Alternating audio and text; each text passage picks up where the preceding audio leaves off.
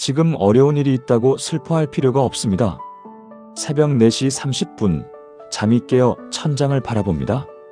마음이 무겁습니다. 해결되지 않는 문제들이 머릿속을 맴돕니다. 건강 걱정, 경제적 어려움, 가족 문제, 직장에서의 스트레스. 하나씩 해결되는 게 아니라 오히려 더 복잡해져 가는 것만 같습니다. 혹시 여러분도 그런 새벽이 있으신가요? 잠이 깨어 뒤척이며 걱정에 사로잡혀 있는 밤들 말입니다. 솔직히 고백하겠습니다. 저도 목사이지만 그런 새벽이 많았습니다. 특히 몇 년 전 교회 개척 초기였는데요. 월세 100만 원을 내기도 어려웠고 아이들 학원비도 밀려가고 있었습니다. 그런데 더 큰 문제는 교회 성도님들도 각자 어려운 상황에 계셨다는 것이었습니다. 어느 날 밤 정말 견디기 어려웠습니다. 아내 앞에서조차 울음을 터뜨렸습니다. 내가 목사라고 하면서도 믿음이 이 정도밖에 안 되나? 그때 아내가 조용히 말했습니다. 여보, 하나님이 우리를 버리신 게 아니에요. 지금 우리를 다듬고 계시는 거예요. 그 순간 깨달았습니다. 어려운 일이 있다고 해서 하나님이 우리를 사랑하지 않으시는 건 아니라는 것을요. 오히려 그 어려운 순간에도 하나님은 우리와 함께 계신다는 것을 말입니다. 여러분, 지금 어떤 어려운 상황에 계신가요? 경제적 어려움이신가요? 건강상의 문제이신가요? 가족관계의 갈등이신가요? 아니면 미래에 대한 불안함이신가요? 오늘 이 시간 제가 여러분께 확실하게 말씀드리고 싶습니다. 지금 어려운 일이 있다고 슬퍼할 필요가 없습니다. 성경은 우리에게 놀라운 7가지 이유를 제시하고 있습니다. 이 7가지를 알게 되면 여러분의 마음에 평안이 찾아올 것입니다. 그리고 어려움 가운데서도 감사할 수 있는 마음이 생겨날 것입니다. 함께 시작해 보시겠습니까? 첫 번째, 하나님이 함께 하시기 때문입니다. 여러분이 아무리 혼자라고 느끼셔도 실제로는 혼자가 아닙니다. 아무도 내 마음을 이해하지 못한다고 생각되시겠지만 하나님은 여러분의 마음을 완전히 아시고 계십니다. 밤새도록 뒤척이는 것도, 걱정으로 가슴이 답답한 것도, 눈물이 나오는 것도 하나님은 다 보고 계십니다. 하나님께서 이사야 41장 10절에서 이렇게 약속하셨습니다. 두려워하지 말라. 내가 너와 함께함이라. 놀라지 말라. 나는 내 하나님이 됨이라. 내가 너를 굳세게 하리라. 참으로 너를 도와주리라. 참으로 나의 이로운 오른손으로 너를 붙들리라. 이 말씀에서 하나님이 무엇을 약속하고 계시는지 보십시오. 첫째, 내가 너와 함께 한다고 하셨습니다. 혼자가 아니라는 것입니다. 둘째, 나는 네 하나님이 된다고 하셨습니다. 전능하신 하나님이 내 편이라는 것입니다. 셋째, 내가 너를 굳세게 한다, 도와준다, 붙든다고 하셨습니다. 능력까지 주시겠다는 것입니다. 이 말씀이 단순한 위로가 아닙니다. 하나님의 확실한 약속입니다. 여러분이 어떤 상황에 계시든지 하나님은 포기하지 않으십니다. 작년에 우리 교회 김순례 집사님이 계셨는데요. 62세 되시는 분이었습니다. 갑자기 남편분이 뇌출혈로 쓰러지셨습니다. 의식불명 상태로 중환자실에 누워 계시게 된 거예요. 집사님은 매일 병원을 오가며 간병하셨는데 의료비는 하루에 100만 원씩 들어갔습니다. 한 달이 지나니까 3천만 원이 넘는 돈이 나간 거예요. 집도 팔아야 할 상황이 되었습니다. 그런데 더 힘든 건 의사 선생님이 회복될 가능성이 희박합니다라고 말씀하신 거였어요. 집사님이 병원 복도에서 울면서 저에게 전화하셨습니다. 목사님, 정말 하나님이 저를 잊으신 것 같아요. 어떻게 해야 할지 모르겠어요. 그때 제가 이 말씀을 나누어 드렸습니다. 집사님, 하나님이 지금도 병실에 함께 계십니다. 포기하지 마세요. 그리고 함께 기도했습니다. 놀라운 일이 일어났습니다. 기도 후 3일째 되는 날 남편분이 눈을 뜨신 거예요. 의사들이 기적입니다라고 말할 정도였습니다. 2주 후에는 말도 하기 시작하셨고 한 달 후에는 걸을 수도 있게 되셨습니다. 지금은 완전히 회복되어 일상생활을 하고 계십니다. 집사님이 제게 이렇게 말씀하셨어요. 목사님, 정말로 하나님이 함께 하신다는 걸 느꼈어요. 가장 절망스러울 때 하나님이 역사하셨어요. 여러분, 이것이 우리 하나님이십니다. 함께 기도해 보시겠습니까? 사랑하는 하나님 아버지, 지금 제가 혼자라고 느낄 때가 많지만 주님이 늘 함께 하심을 믿습니다. 제 걱정과 염려를 주님께 맡겨드리며 주님의 동행하심을 경험하게 하소서. 두려워하지 않고 주님만 바라보며 살아가게 하소서. 예수님의 이름으로 기도합니다. 아멘. 하나님은 여러분을 절대 혼자 두지 않으십니다. 바로 지금도 여러분과 함께 하고 계십니다. 두 번째, 모든 것이 합력하여 선을 이루기 때문입니다. 지금 겪고 있는 어려운 일이 왜 일어나는지 이해할 수 없으실 것입니다. 왜 하필 나에게 이런 일이? 라고 생각하셨을 것입니다. 그런데 하나님의 관점에서 보면 이 모든 일이 우연이 아닙니다. 하나님은 모든 상황을 합력하여 선을 이루어 가고 계십니다. 로마서 8장 28절의 놀라운 약속을 보십시오. 우리가 알거니와 하나님을 사랑하는 자, 곧 그의 뜻대로 부르심을 입은 자들에게는 모든 것이 합력하여 선을 이루느니라. 여기서 모든 것이라는 표현에 주목해 보세요. 좋은 일만이 아니라 나쁜 일까지 포함됩니다. 어려운 일, 고통스러운 일, 이해할 수 없는 일까지도 하나님은 선을 위해 사용하십니다. 마치 요리하는 것과 같습니다. 쓴맛 나는 재료도 짠맛 나는 재료도 모두 합쳐져야 맛있는 음식이 완성되는 것처럼 말입니다. 지금 여러분이 경험하는 어려움도 하나님의 큰 그림 안에서 반드시 필요한 과정입니다. 저희 교회 이영애 권사님 이야기를 나누고 싶습니다. 55세에 갑자기 회사에서 명예퇴직을 당하셨어요. 25년간 다니던 회사였는데 구조조정으로 인해 어쩔 수 없이 나오게 된 거였습니다. 퇴직금을 받긴 했지만 재취업은 쉽지 않았습니다. 나이도 있고 경력에 맞는 자리는 거의 없었거든요. 6개월 동안 이력서를 넣어도 연락 오는 곳이 없었습니다. 권사님은 정말 절망하셨어요. 하나님, 왜 저에게 이런 일을 주셨나요? 정말 앞이 막막합니다. 그런데 실직 8개월째 되던 어느 날 뜻하지 않은 기회가 왔습니다. 오랫동안 알고 지내던 동창 친구가 연락이 온 거예요. 영희야, 내가 회사에서 총무 일했다면서? 우리 작은 기업인데 그런 일할 사람을 찾고 있어. 처음엔 별로 내키지 않았대요. 직원이 10명도 안 되는 작은 회사였거든요. 그런데 가서 일을 해보니 이전 회사에서는 경험할 수 없었던 새로운 일들을 배우게 되었습니다. 회계, 인사, 마케팅까지 다양한 업무를 맡게 된 거예요. 더 놀라운 건 그 회사가 IT 스타트업이었는데 권사님의 경험과 젊은 직원들의 아이디어가 만나니까 회사가 급속도로 성장한 거예요. 2년 후에는 직원이 50명까지 늘어났고 권사님은 이사까지 승진하셨습니다. 연봉도 이전 회사보다 30% 이상 올랐어요. 그때 권사님이 저에게 이렇게 말씀하셨습니다.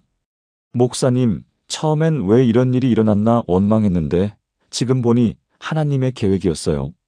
이전 회사에서 계속 일했다면 이런 기회는 절대 없었을 거예요. 정말 모든 것이 합력하여 선을 이룬 것입니다. 실직이라는 어려움을 통해 더 큰 축복의 문이 열린 것이죠. 여러분이 지금 경험하는 어려움도 마찬가지입니다. 하나님은 이 모든 상황을 통해 여러분에게 더 큰 복을 예비하고 계십니다. 포기하지 마세요. 하나님의 때가 되면 모든 퍼즐이 맞춰질 것입니다. 함께 기도해 보시겠습니까? 전능하신 하나님, 지금 제가 겪는 어려운 상황들을 이해할 수 없지만 주님의 선하신 계획이 있음을 믿습니다. 모든 것이 합력하여 선을 이루어 주실 것을 믿고 주님의 때를 기다리며 인내하게 하소서. 제 좁은 시각이 아닌 주님의 넓은 관점으로 상황을 바라보게 하소서. 예수님의 이름으로 기도합니다. 아멘. 하나님은 지금도 여러분의 삶에 최선의 그림을 그려가고 계십니다. 세 번째 시험은 임시적이지만 하나님의 사랑은 영원하기 때문입니다. 지금 겪고 있는 고통이 영원히 계속될 것처럼 느껴지시나요? 마치 터널 속에 갇혀서 빛을 전혀 볼 수 없는 것 같으신가요? 그런 마음 정말 충분히 이해합니다. 어려운 상황이 지속되면 과연 이게 언제까지 계속될까? 라는 생각이 들기 마련입니다. 하지만 성경은 분명히 말씀하고 있습니다.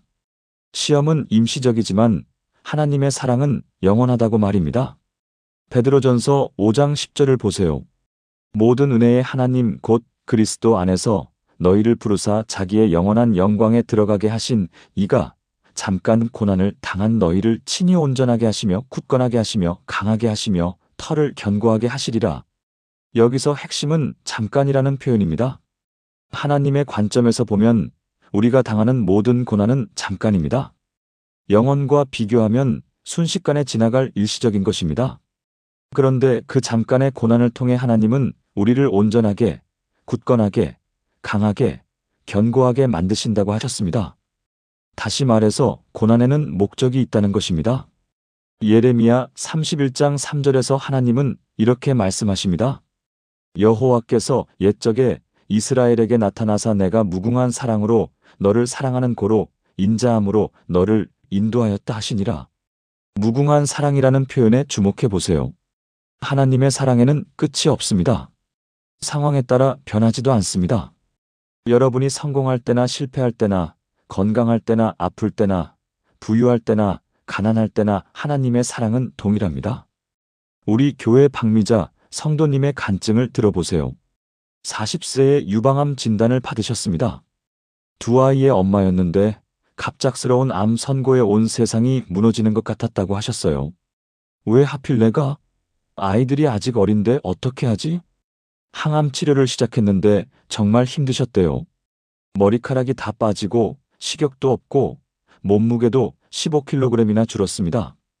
치료비도 만만치 않았어요. 남편도 스트레스를 많이 받아서 집안 분위기가 정말 무겁였습니다. 6개월간 항암 치료를 받으면서 정말 포기하고 싶었던 순간들이 많았다고 하셨어요. 특히 밤에 잠을 못 이룰 때 이게 언제까지 계속될까? 정말 나을 수 있을까? 라는 생각에 눈물이 났다고 하셨습니다. 그런데 그런 가운데서도 성도님은 매일 말씀을 읽고 기도하셨어요. 특히 시편 30편 5절을 매일 고백하셨다고 합니다. 그의 노는 잠시요 그의 은총은 평생이로다. 저녁에는 울음이 깃들릴지라도 아침에는 기쁨이 오리로다. 그리고 정말로 아침이 왔습니다. 1년간의 치료 후 완전관의 판정을 받으신 거예요. 의사가 정말 깨끗이 나았습니다. 재발 가능성도 현저히 낮습니다라고 했습니다. 지금은 건강을 완전히 회복하시고 오히려 암 환자들을 돕는 자원봉사도 하고 계세요. 성도님이 저에게 이렇게 말씀하셨습니다. 목사님, 그때 암에 걸린 게 오히려 감사해요. 정말 하나님이 살아계시다는 걸 체험했거든요. 그리고 삶이 얼마나 소중한지, 가족이 얼마나 귀한지 깨달았어요. 무엇보다 하나님의 사랑이 변하지 않는다는 걸 확실히 알게 되었어요. 1년이라는 시간이 성도님에게는 영원처럼 길게 느껴졌겠지만 지금 돌아보면 정말 잠깐이었습니다. 그 잠깐의 고난을 통해 하나님은 성도님을 더욱 강하게 믿음이 깊은 사람으로 만들어주신 것입니다. 여러분이 지금 겪는 어려움도 마찬가지입니다. 영원히 계속되지 않습니다. 반드시 끝이 있습니다. 그리고 그 끝에는 하나님의 놀라운 선물이 기다리고 있습니다. 함께 기도해 보시겠습니까? 자비로우신 하나님, 지금의 고난이 영원히 계속될 것 같아 두렵지만 이것도 잠시임을 믿습니다. 주님의 무궁한 사랑은 변하지 않고 이 시험을 통해 저를 더욱 성숙한 믿음의 사람으로 만들어 주실 것을 믿습니다. 아침의 기쁨을 바라보며 오늘도 승리하게 하소서. 예수님의 이름으로 기도합니다. 아멘. 여러분의 아침이 곧 옵니다. 기쁨의 날이 반드시 찾아올 것입니다. 네 번째 고난을 통해 더 큰 축복이 예비되어 있기 때문입니다. 지금 겪고 있는 어려움이 실제로는 더 큰 축복을 위한 준비 과정이라면 어떨까요? 마치 농부가 더 큰 수확을 위해 땅을 깊이 갈아엎는 것처럼 하나님도 우리에게 더 큰 축복을 주시기 위해 지금 우리를 준비시키고 계신다면 말입니다. 성경은 이런 놀라운 원리를 여러 곳에서 말씀하고 있습니다. 고린도후서 4장 17절을 보세요. 우리가 잠시 받는 환난에 경한 것이 지극히 크고 영원한 영광에 중한 것을 우리에게 이루게 함이니 바울 사도는 현재의 고난을 잠시 받는 환난에 경한 것이라고 표현했습니다. 그리고 그것이 지극히 크고 영원한 영광에 중한 것을 이룬다고 했습니다. 지금의 고난과 앞으로 올 축복을 비교하면 고난은 잠깐이고 가벼운 것이지만 축복은 영원하고 무거운 것이라는 뜻입니다. 무게를 재는 저울을 생각해 보세요. 한쪽에는 잠시 받는 가벼운 고난이 있고 다른 쪽에는 지극히 크고 영원한 축복이 있습니다. 어느 쪽이 더 클까요? 당연히 축복 쪽이 훨씬 더 크고 무겁습니다. 그래서 바울은 현재의 고난을 경한 것이라고 표현할 수 있었던 것입니다. 욥기 42장 10절에서 12절을 보면 더욱 분명해집니다. 욥이 그의 친구들을 위하여 기도할 때 여호와께서 욥의 곤고를 돌이키시고 욥에게 그전 모든 소유보다 갑절이나 주셨고 여호와께서 욥의 모년보다 나중을 더 복되게 하시니 욥은 엄청난 고난을 당했습니다. 재산을 다 잃고 자녀들을 다 잃고 건강도 잃었습니다. 하지만 하나님은 욥의 나중을 처음보다 갑절이나 더 복되게 하셨습니다. 고난이 끝난 후에 온 축복이 이전보다 훨씬 더 컸던 것입니다. 우리 교회 최동수 장로님의 간증을 들려드리겠습니다. 10년 전에 장로님이 운영하던 작은 공장이 부도가 났습니다. 20년간 정성껏 키워온 사업이었는데 주거래처가 갑자기 도산하면서 연쇄적으로 타격을 받은 거였어요. 빚만 3억 원이 남았습니다. 50대 중반의 나이에 모든 것을 잃게 된 것입니다. 집도 팔고 보증 서던 친구들에게도 피해를 줬습니다. 정말 절망적이었어요. 장로님이 저에게 이렇게 말씀하셨습니다. 목사님, 20년간 성실하게 교회 다니고 11조도 빠뜨리지 않고 했는데 왜 이런 일이 일어났을까요? 정말 하나님이 계시는 게 맞나요?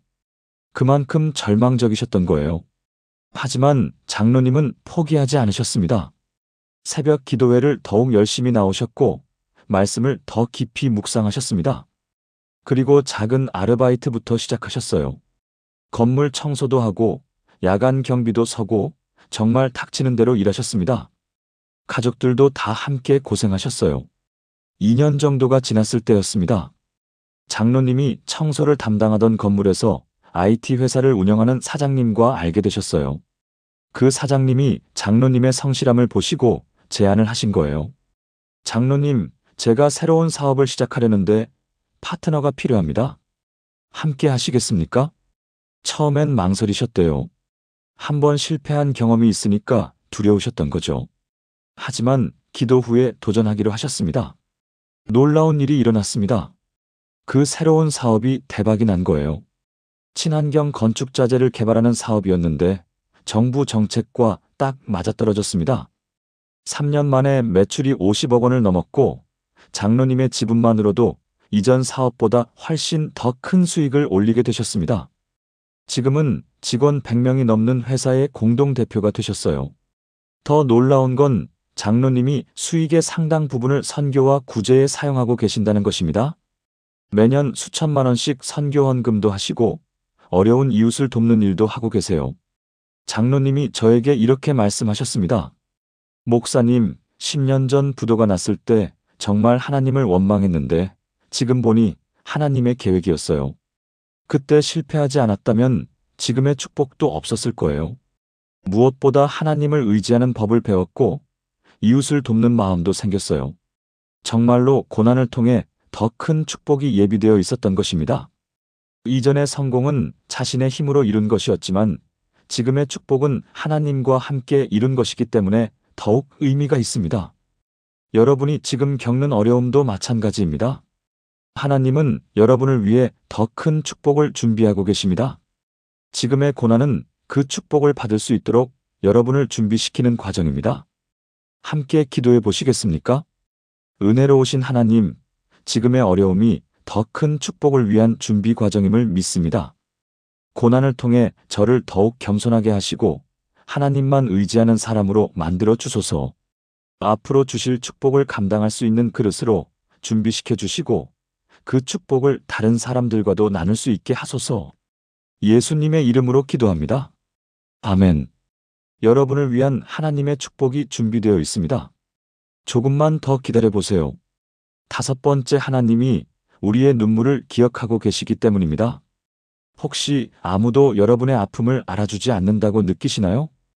혼자서 삼키는 눈물들이 너무 많아서 마음이 무거우신가요?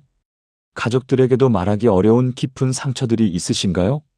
오늘 여러분께 위로가 되는 말씀을 드리고 싶습니다. 하나님은 여러분의 모든 눈물을 기억하고 계십니다. 한 방울도 흘려버리지 않으시고 다 아시고 계십니다. 시편 56편 8절을 보세요. 나의 유리함을 주께서 계수하셨으니 나의 눈물을 주의 병에 담으소서. 이것이 주의 책에 기록되지 아니하였나이까? 여기서 다윗은 하나님이 자신의 눈물을 병에 담으신다고 표현했습니다. 그만큼 하나님께는 우리의 눈물이 소중하다는 뜻입니다. 그냥 흘러 없어지는 것이 아니라 하나님이 하나하나 기억하시고 모아두고 계신다는 것입니다. 또한 주의 책에 기록된다고 했습니다. 우리가 흘린 모든 눈물이 하나님의 기록책에 적혀 있다는 것입니다. 이사야 25장 8절에서는 더욱 놀라운 약속을 하십니다. 주 여호와께서 모든 얼굴에서 눈물을 씻기시며 지금 흘리는 눈물들을 하나님이 친히 씻어주시겠다는 약속입니다. 요한계시록 21장 4절에서도 같은 약속을 반복하십니다. 모든 눈물을 그 눈에서 닦아주시니 다시는 사망이 없고 애통하는 것이나 곡하는 것이나 아픈 것이 다시 있지 아니하리니. 하나님은 우리의 눈물을 닦아주실 뿐만 아니라 아예 눈물의 원인까지 제거해 주시겠다고 약속하셨습니다. 우리 교회 한미경 권사님의 간증을 들어보세요. 권사님은 결혼 15년 동안 아이가 없으셨습니다. 온갖 병원을 다녀봐도 특별한 원인을 찾을 수 없었어요. 매월 기대했다가 실망하기를 반복하셨습니다. 주변 사람들의 시선도 힘드셨고 시어머니의 눈치도 견디기 어려우셨다고 해요. 특히 명절 때마다 친척들이 모이면 언제 아기 소식 있을 거야? 라는 말을 들어야 했습니다. 권사님이 혼자 있을 때 얼마나 많은 눈물을 흘리셨는지 모릅니다. 하나님, 왜 저에게만 이런 시련을 주세요? 정말 아이를 갖고 싶습니다. 매일 밤 기도하면서 눈물을 흘리셨어요. 병원 치료도 받고 한의원도 다니고 온갖 방법을 다 써봤지만 소용이 없었습니다. 35세가 되었을 때 의사가 이렇게 말했습니다. 더 이상 자연 임신은 어려울 것 같습니다. 시험관 시술을 고려해 보세요. 권사님 부부는 시험관 시술을 결정했습니다. 하지만 첫 번째 시술이 실패했어요. 두 번째도 실패했습니다. 세 번째까지 실패하고 나니 정말 절망적이었습니다. 경제적 부담도 커졌고 정신적 스트레스도 극에 달했습니다. 권사님이 저에게 이렇게 말씀하셨어요. 목사님, 정말 포기하고 싶어요. 하나님이 저의 기도를 듣지 않으시는 것 같아요. 그런데 네 번째 시술을 앞두고 권사님이 특별 새벽 기도를 하셨습니다. 일주일간 매일 새벽 3시부터 기도원에 올라가서 기도하셨어요. 마지막 날 기도하는데 하나님의 음성이 들렸다고 합니다. 내가 내 눈물을 모두 보았고 때가 되었다. 그리고 정말로 네 번째 시술에서 임신이 되었습니다. 쌍둥이였어요. 권사님이 임신 소식을 알았을 때 울음을 터뜨리셨다고 해요. 하지만 이번에는 슬픔의 눈물이 아니라 기쁨의 눈물이었습니다. 하나님이 정말 제 눈물을 기억하고 계셨구나. 지금 그 쌍둥이들은 8살이 되었고 정말 건강하고 밝게 자라고 있습니다. 권사님이 저에게 이렇게 말씀하셨습니다. 목사님, 15년 동안 흘린 눈물이 헛되지 않았어요. 하나님이 모든 눈물을 기억하고 계셨고 가장 좋은 때에 가장 좋은 선물을 주셨어요. 지금은 그 긴 기다림의 시간도 감사해요. 더 간절하게 기도할 수 있었고 더 깊이 하나님을 의지할 수 있었거든요. 여러분이 지금 흘리고 있는 눈물도 하나님이 다 보고 계십니다. 혼자 속으로 삼키는 아픔도 아무에게도 말하지 못하는 상처도 새벽에 혼자 흘리는 눈물도 하나님은 모두 알고 계십니다.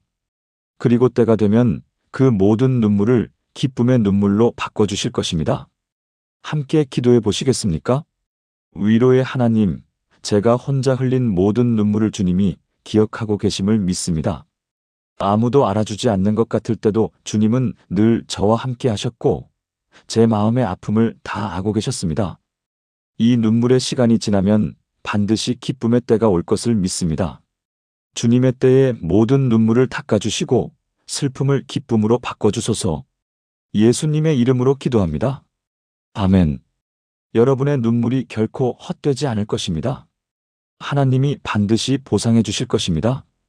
여섯 번째 어려움 뒤에 반드시 기쁨이 오기 때문입니다. 자연의 법칙을 보면 참 신기한 점들이 많습니다. 가장 추운 겨울 뒤에 가장 아름다운 봄이 옵니다. 가장 깊은 밤 뒤에 가장 밝은 새벽이 옵니다. 가장 큰 폭풍 후 뒤에 가장 맑은 하늘이 나타납니다. 이것이 하나님이 창조하신 세상의 원리입니다. 우리 인생도 마찬가지입니다. 가장 어려운 시기 뒤에 가장 큰 기쁨이 기다리고 있습니다. 시편 30편 5절이 이것을 분명히 말씀하고 있습니다. 그의 노는 잠시요 그의 은총은 평생이로다. 저녁에는 울음이 깃들릴지라도 아침에는 기쁨이 오리로다. 여기서 주목할 점은 반드시 온다는 확신입니다. 올지도 모른다가 아니라 오리로다입니다. 하나님의 확실한 약속입니다. 저녁의 울음과 아침의 기쁨이 대조되어 표현되었습니다. 지금 여러분이 저녁의 울음 가운데 있다면 아침의 기쁨을 기대하셔도 됩니다. 요한복음 16장 20절에서 예수님도 같은 원리를 말씀하셨습니다. 너희는 슬퍼하겠으나 너희 슬픔이 도리어 기쁨이 되리라. 도리어 기쁨이 된다는 표현에 주목해 보세요. 슬픔이 없어지고 기쁨이 온다는 것이 아니라 슬픔 자체가 기쁨으로 변한다는 뜻입니다. 마치 애벌레가 나비가 되듯이 완전히 다른 차원의 변화가 일어난다는 것입니다. 우리 교회 신철수 집사님의 놀라운 간증을 들어보세요. 집사님은 3년 전에 자영업을 하시다가 큰 손실을 보셨습니다. 음식점을 운영하셨는데 코로나19로 인해 매출이 80% 이상 줄어들었어요. 임대료와 인건비는 그대로 나가는데 손님은 거의 오지 않았습니다. 6개월을 버텨봤지만 결국 문을 닫을 수밖에 없었어요. 10년간 모은 돈 3억 원을 다 날린 것입니다. 게다가 대출금 1억 원까지 남았습니다. 45세의 나이에 모든 걸 잃고 실업자가 된 거예요. 집사님이 정말 절망하셨습니다. 하나님, 정성껏 장사해서 11조도 꼬박꼬박 드렸는데 왜 이런 일이 일어나는 겁니까? 아내와 고등학생 아들을 바라보니 정말 미안하고 죄송했다고 하세요. 다시 취업을 시도해봤지만 45세라는 나이가 걸림돌이었습니다. 몇 달 동안 이력서를 넣어봐도 연락 오는 곳이 거의 없었어요. 어쩔 수 없이 일용직 일을 하게 되셨습니다. 건설 현장에서 하루 8만 원 받고 일하셨어요. 이전에는 하루 매출이 100만 원씩 나올 때도 있었는데 지금은 하루 8만 원입니다. 정말 비참했다고 하세요. 그런데 6개월 정도 일용직을 하시면서 생각이 바뀌기 시작했습니다. 현장에서 만난 분들이 정말 어려운 형편이신데도 서로 도우며 사시는 모습을 보게 된 거예요. 그리고 자신이 얼마나 교만했었는지 깨닫게 되었다고 합니다. 내가 사업 잘 될 때는 모든 게 내 실력인 줄 알았구나. 하나님께 감사하는 마음도 부족했고 그때부터 집사님이 새벽 기도를 시작하셨어요. 현장 일이 힘들어도 매일 새벽 5시에 일어나 기도하셨습니다. 그리고 8개월째 되던 어느 날 뜻밖의 제안이 들어왔습니다. 현장에서 알게 된 전기공사업체 사장님이 파트너를 찾고 있었거든요. 집사님 성실하시고 사람 다루는 것도 좋으시니까 함께 일해보시지 않을래요? 처음엔 망설이셨어요. 한번 실패한 경험이 있으니까 두려우셨던 거죠. 하지만 기도 후에 도전하기로 하셨습니다. 이번엔 정말 달랐습니다. 이전처럼 혼자 모든 걸 해결하려 하지 않고 작은 일부터 차근차근 시작하셨어요. 그리고 매일 아침 하나님께 지혜를 구하며 사업을 운영하셨습니다. 1년 만에 직원 10명까지 늘어났고 2년 만에 이전 사업 때보다 더 큰 규모가 되었습니다. 지금은 연매출 20억 원을 넘는 전기공사업체가 되었어요. 무엇보다 집사님이 변하신 모습이 놀랍습니다. 이전과 달리 직원들을 정말 가족처럼 아끼시고 어려운 이웃들을 돕는 일에도 적극적이세요. 매월 정기적으로 독거노인들 집에 전기점검 봉사도 하고 계시고요. 집사님이 저에게 이렇게 말씀하셨습니다. 목사님, 3년 전 망했을 때 정말 원망스러웠는데 지금 보니 하나님의 축복이었어요. 그때 실패하지 않았다면 지금의 기쁨도 없었을 거예요. 무엇보다 하나님을 진짜로 의지하는 법을 배웠어요. 정말로 저녁의 울음이 아침의 기쁨으로 바뀐 것입니다. 그것도 이전보다 훨씬 더 큰 기쁨으로 말입니다. 여러분도 마찬가지입니다. 지금이 아무리 힘들어도 반드시 기쁨의 때가 올 것입니다. 그리고 그 기쁨은 이전에 경험했던 어떤 기쁨보다도 클 것입니다. 왜냐하면 고난을 통해 더욱 겸손해지고 하나님을 더 깊이 의지하게 되었기 때문입니다. 함께 기도해 보시겠습니까? 소망의 하나님, 지금은 저녁의 울음 가운데 있지만 반드시 아침에 기쁨이 올 것을 믿습니다. 이 어려운 시간을 통해 저를 더욱 겸손하게 하시고 주님만 의지하는 사람으로 만들어 주소서. 앞으로 올 기쁨을 감당할 수 있는 그릇으로 준비시켜 주시고 그 기쁨을 다른 사람들과도 함께 나눌 수 있게 하소서. 예수님의 이름으로 기도합니다. 아멘. 여러분의 아침이 곧 옵니다. 기쁨의 날이 가까이 왔습니다. 7번째, 우리에게는 영원한 소망이 있기 때문입니다. 마지막으로 가장 중요한 이유를 말씀드리겠습니다. 우리가 어려운 일이 있어도 슬퍼할 필요가 없는 가장 큰 이유는 바로 우리에게 영원한 소망이 있기 때문입니다. 이 땅의 모든 문제들은 일시적입니다. 하지만 우리가 가진 소망은 영원합니다. 베드로전서 1장 3절부터 4절을 보세요. 찬송하리로다 우리 주 예수 그리스도의 아버지 하나님이 그의 많으신 긍휼대로 예수 그리스도를 죽은 자 가운데서 부활하게 하심으로 말미암아 우리를 거듭나게 하사 산 소망이 있게 하시며 썩지 않고 더럽혀지지 않고 쇠하지 않는 기업을 있게 하려고 하늘에 간직하신 바 되었으니, 여기서 우리의 소망을 산 소망이라고 표현했습니다. 살아있는 소망, 즉 절대 죽지 않는 소망이라는 뜻입니다. 그리고 우리에게 주어진 유산은 썩지 않고 더럽혀지지 않고 쇠하지 않는 것이라고 했습니다. 이 땅의 모든 것들은 시간이 지나면 썩고 더러워지고 쇠합니다. 하지만 하나님이 우리에게 주신 유산은 영원히 변하지 않습니다. 로마서 8장 18절에서 바울은 이렇게 고백했습니다. 생각하건대 현재의 고난은 장차 우리에게 나타날 영광과 비교할 수 없도다. 현재의 고난이 아무리 크고 힘들어도 장차 나타날 영광과 비교하면 아무것도 아니라는 뜻입니다. 마치 초등학생이 시험을 못 본 것과 노벨상을 받는 것을 비교하는 것과 같습니다. 차원이 다른 것이죠. 고린도후서 4장 18절도 같은 진리를 말씀합니다. 우리가 주목하는 것은 보이는 것이 아니요 보이지 않는 것이니 보이는 것은 잠깐이요 보이지 않는 것은 영원함이라. 지금 우리 눈에 보이는 문제들은 잠깐입니다.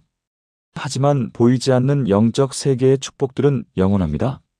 우리는 보이는 것에 주목하지 말고 보이지 않는 영원한 것에 주목해야 합니다. 우리 교회 정혜경 권사님의 마지막 간증을 들어보세요. 권사님은 70세가 되시던 해에 췌장암 진단을 받으셨습니다. 의사가 6개월 정도 시간이 남았다고 말했어요. 가족들은 모두 절망했지만 권사님은 오히려 평안하셨다고 합니다. 내가 이 땅에서 할 일을 다 마쳤구나. 이제 하나님 나라로 갈 때가 되었구나. 그런데 정말 놀라운 일이 일어났습니다. 권사님이 남은 6개월 동안 정말 열심히 사셨어요. 매일 새벽 기도회에 나오셔서 교회와 성도들을 위해 기도하셨습니다. 자신의 치료보다는 다른 사람들을 위한 기도에 더 집중하셨어요. 그리고 그동안 만나지 못했던 친구들과 친척들을 모두 만나셨습니다. 복음을 전하기 위해서였어요. 내가 곧 하나님 나라로 갈 텐데 너희도 예수님 믿고 함께 가자. 6개월이 지났는데도 권사님은 살아계셨어요. 1년이 지나도 2년이 지나도 살아계셨습니다. 의사들이 기적입니다라고 말할 정도였어요. 그런데 더 놀라운 건 그 2년 동안 권사님을 통해 30명이 넘는 분들이 예수님을 영접했다는 것입니다. 권사님의 친구들, 병원에서 만난 환자들, 간병인들까지 모두 권사님의 간증을 듣고 교회로 나오게 된 거예요. 권사님이 저에게 이렇게 말씀하셨습니다. 목사님, 암에 걸리기 전에는 영생이 있다는 걸 머리로만 알았어요. 그런데 죽음을 앞두고 보니 정말로 영생이 있구나, 천국이 있구나 하는 확신이 생겼어요. 그러니까 이 땅의 어떤 문제도 두렵지 않더라고요. 어차피 잠깐이잖아요. 결국 권사님은 3년 반을 더 사시고 하나님 품으로 가셨습니다. 임종 때까지 정말 평안하셨어요. 마지막 말씀이 할렐루야, 드디어 집에 간다였습니다. 장례식에 온 분들이 모두 놀랄 정도로 평안한 마지막이었어요. 그리고 권사님을 통해 복음을 들었던 분들이 모두 장례식에 참석해서 함께 기도하고 찬양했습니다. 정말 영광스러운 홈커밍이었습니다. 여러분, 이것이 우리가 가진 영원한 소망입니다. 이 땅의 삶이 전부가 아닙니다. 우리에게는 영원한 하나님 나라가 기다리고 있습니다. 그곳에서는 다시는 아픔도 슬픔도 없을 것입니다. 모든 눈물이 닦여질 것이고 모든 상처가 치유될 것입니다. 그리고 사랑하는 사람들과 영원히 함께 살게 될 것입니다. 이런 확신이 있으니까 현재의 어려움이 두렵지 않은 것입니다. 영원과 비교하면 현재의 고난은 정말 잠깐이니까요. 함께 기도해 보시겠습니까? 영원하신 하나님, 이 땅의 어려움들은 잠깐이지만 주님 안에서 가진 소망은 영원함을 믿습니다. 현재의 고난에만 주목하지 않고 장차 나타날 영광을 바라보며 살아가게 하소서. 이 영원한 소망을 가지고 오늘도 담대하게 살아가며 이 소망을 다른 사람들에게도 전할 수 있게 하소서. 예수님의 이름으로 기도합니다. 아멘. 여러분에게는 영원한 소망이 있습니다. 그러니까 지금 어려운 일이 있어도 슬퍼할 필요가 없는 것입니다. 지금까지 함께 나눈 7가지 말씀을 하나의 기도로 드리겠습니다. 함께 기도하시겠습니까? 사랑하는 하나님 아버지, 오늘 이 귀한 시간에 어려운 일이 있어도 슬퍼할 필요가 없는 7가지 이유를 깨닫게 해주셔서 감사합니다. 주님이 늘 함께 하시고 모든 것이 합력하여 선을 이루시며 시험은 잠시지만 주님의 사랑은 영원하고 고난을 통해 더 큰 축복을 예비하시며 우리의 모든 눈물을 기억하시고 어려움 뒤에 반드시 기쁨이 오며 우리에게 영원한 소망이 있음을 확신합니다. 저는 고백합니다. 지금 제가 어떤 어려운 상황에 있든지 주님이 함께 하시니 혼자가 아닙니다. 모든 것이 합력하여 선을 이루시는 주님의 계획을 신뢰합니다. 현재의 고난은 잠시지만 주님의 사랑은 영원함을 믿습니다. 이 어려움을 통해 더 큰 축복을 준비하고 계심을 믿습니다. 제가 흘린 모든 눈물을 주님이 기억하고 계시며 때가 되면 기쁨의 눈물로 바꿔주실 것을 믿습니다. 지금의 저녁 울음이 지나면 반드시 아침 기쁨이 올 것을 믿습니다. 무엇보다 저에게는 영원한 하나님 나라라는 산 소망이 있음을 믿습니다. 오늘부터 저와 제 가족이 이 7가지 진리로 매일을 살아가게 하소서. 어려운 일이 와도 슬퍼하지 않고 오히려 감사하며 소망 가운데 승리하는 삶을 살게 하소서.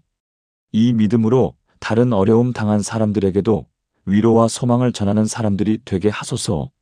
주님의 사랑으로 오늘도 새 힘을 얻고 내일도 승리하며 영원토록 주님과 함께 영광 중에 살게 하소서. 살아계신 예수 그리스도의 이름으로 기도합니다. 아멘. 사랑하는 여러분, 지금까지 지금 어려운 일이 있다고 슬퍼할 필요가 없는 7가지 이유를 함께 나누었습니다. 첫째, 하나님이 함께 하시기 때문입니다. 둘째, 모든 것이 합력하여 선을 이루기 때문입니다. 셋째, 시험은 임시적이지만 하나님의 사랑은 영원하기 때문입니다. 넷째, 고난을 통해 더 큰 축복이 예비되어 있기 때문입니다. 다섯째, 하나님이 우리의 눈물을 기억하고 계시기 때문입니다. 여섯째, 어려움 뒤에 반드시 기쁨이 오기 때문입니다. 일곱째, 우리에게는 영원한 소망이 있기 때문입니다. 이 7가지 진리가 여러분의 마음에 깊이 새겨지길 바랍니다. 앞으로 어려운 일이 생겨도 이 말씀들을 기억하시고 슬퍼하지 마시고 오히려 소망을 품으시길 바랍니다. 하나님은 여러분을 사랑하십니다. 지금도 함께 하시고 앞으로도 영원히 함께 하실 것입니다. 오늘 이 말씀이 여러분에게 위로와 힘이 되었다면 좋아요를 눌러주시고 댓글로 아멘이라고 고백해 주세요. 그리고 지금 어려운 상황에 계신 다른 분들도 이 말씀을 듣고 위로받을 수 있도록 공유도 부탁드립니다. 하나님의 은혜와 평강이 여러분과 여러분의 가정에 충만하기를 축복합니다. 어려움 가운데서도 항상 기뻐하시고 범사에 감사하시며 소망 중에 즐거워하시는 복된 인생이 되시길 예수님의 이름으로 축복합니다. 감사합니다.